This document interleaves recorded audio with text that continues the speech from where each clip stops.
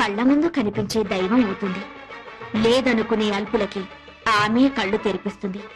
నైవేద్యాన్ని ఆ అమ్మనే పిలిచి తినిపించాడు ఓ చిన్న పూజారి. ఓం శ్రీ కనకదుర్గా దేవి దత్తాత్రేయ, నేను ట్రస్టీ గారితో మాట్లాడొస్తాను. త్వరగా నైవేద్యం పెట్టేసేయ్. మేయర్ గారింటికి ప్రసాదం పట్టుకెళ్ళాలి. నేను వేద పాఠశాలకు వెళ్ళాలి, తొందరగా రండి. అవన్నీ తర్వాత, అమ్మవారికి నైవేద్యం పెట్టాకే వెళ్ళు. నేను ట్రస్టీ గారితో ప్లేట్ల కలెక్షన్ గురించి మాట్లాడి వెంటనే వచ్చేస్తాను. ఎక్కువ మంత్రాలు చదవకుండా త్వరగా కానీ పులిహోర పైన జీడిపప్పు కదలకుండా నైవేద్యం పెట్టు.